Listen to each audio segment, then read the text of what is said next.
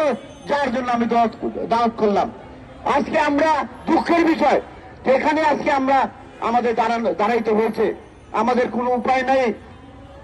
আজকে এই 7 আসনের আন্দোলনের পর্দাত আমাকে আমাদের ভারপ্রাপ্ত চেয়ারম্যান জনাব তারেক রহমান সাহেব 7 আসনের আন্দোলনের প্রধান হিসাবে দায়িত্ব দিয়েছিলেন। ইনশাল্লাহ আমি সঠিকভাবে আন্দোলন করেছি।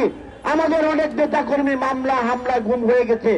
আমরা প্রতিদিন আমরা তাদের নিয়ে হরতাল অবরোধ মিছিল মিটিং করেছি। আজকে জিনাকে জানাই, জিনা এখন 6 থেকে যাকে 7 নমিনেশন দিয়েছে, আমরা তো 7 আসনে আমাদের কামরিংচর, লালবাগ, চকবাজার, বংশাল, কোতোয়ালি থানায় কোন আন্দোলনে তাকে দেখি নাই। এবং আপনারা জানেন 23 জুলাই আজকে একটি ছাত্র জনতার আন্দোলনে শেখ হাসিনা সরকার পালিয়ে গেছে, তার 3 এমপি সহ নেতা কর্মী বাংলাদেশকে বিতাড়িত করেছে জনগণ।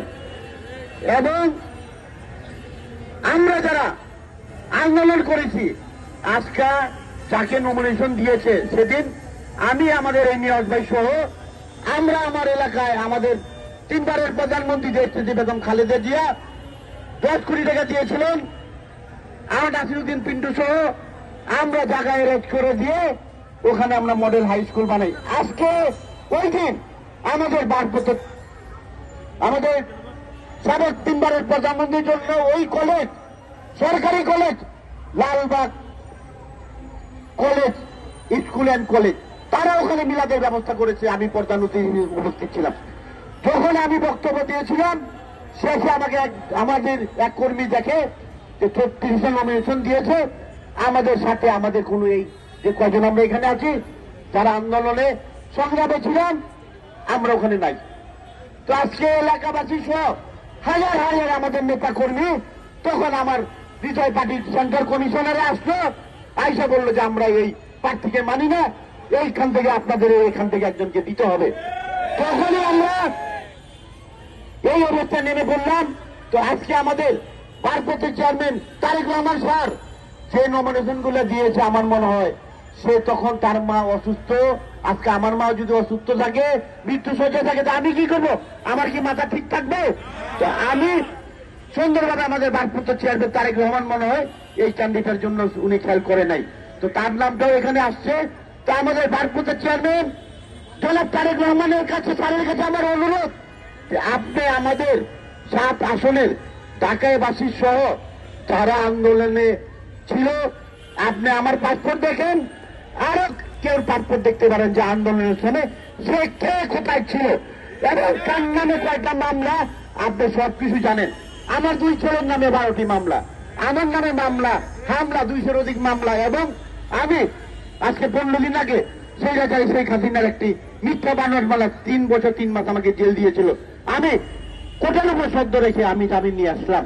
তো আজকে আমাদের চেয়ারম্যান সাহেবের কাছে কখন অনুরোধ এই ঢাকা 7 আসনবাসীর পক্ষ থেকে যে আপনি পূর্ণ বিবেচনা করবেন। আপনি এখনই দেখা যাচ্ছে অনেক আসন চেঞ্জ হবে, তা আপনি এইটা থেকে দৃষ্টি দিয়ে আপনি এইটা করে দেখবেন, 7 আসনটাকে দেখে আপনি সুন্দরভাবে যে আমাদের এই এলাকার লোক, ঢাকায় লোক, আমরা ফজর নামাজ পড়ে সকালবেলা লাইন ধরে আমরা ভোট দিই।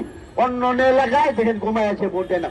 আজকে আমাদের ঢাকায় কথা চিন্তা করে এটা আমাদের ধানের শীষের সিট, এটা আমাদের বিএনপি সিট। এই সিট অবশ্যই বিএনপিকে আপনি এইখান থেকে যাকে দিবেন, আপনাকে আমরা সবাইকে নিয়ে ইনশাল্লাহ এই আসনকে আপনারা ধানের শীতের বিপুল ভোটে পাশ করে ইনশাল্লাহ আপনাকে উপহার দিব এবং আমাদের 3 বারের প্রধানমন্ত্রী দেশনেত্রী বেগম খালেদা জিয়াকে আমরা এই সিট উপহার দিব। আবার আমি আপনাকে বলতেছি, এটা আমাদের বিএনপি সিট, ইনশাল্লাহ আমাদের ঢাকায়তের সিট, ইনশাল্লাহ আপনি আবার পূর্ণ বিবেচনা করে আমাদের মাঝের থেকে একজনকে নমিনেশন দিবেন। ইনশাল্লাহ এটা দানের সিট, ইনশাল্লাহ এটাই পাস হবে, এইটাই যুদ্ধ হবে ইনশাল্লাহ। এবং আমরা দানের সিটকে পাস করে ইনশাল্লাহ আপনি 25 তারিখে আসতেছেন, বাংলাদেশের জনগণ আপনাকেও প্রধানমন্ত্রী হিসাবে দেখতে চাই এবং লালবাগের জনগণও দেখতে চায় যে ভারপ্রাপ্ত চেয়ারম্যান জনাব তারেক রহমান স্যার বাংলাদেশের প্রধানমন্ত্রী হয়ে এই দেশকে অনেক উন্নয়ন করবে। ৩১ দফাকে ইনশাল্লাহ মূল্যায়ন করলে আমাদের বাংলাদেশ বিশ্ব থেকে অনেক সুন্দর দেশ হয়ে যাবে, অনেক উন্নত দেশ হয়ে যাবে ইনশাল্লাহ। আমি বিজয় ভাইদেরকে এবং আমার 7 আসনের এলাকাবাসীকে, জনগণকে, মুরব্বীদের এবং আমাদের বিএনপির নেতা কর্মী অঙ্গ সংগঠনকে আমি ধন্যবাদ জানিয়ে, আজকে যারা এখানে উপস্থিত হয়েছেন সবাইকে ধন্যবাদ জানিয়ে আমি আমার বক্তব্য শেষ করছি। আল্লাহ হাফেজ। বাংলাদেশ জিন্দাবাদ।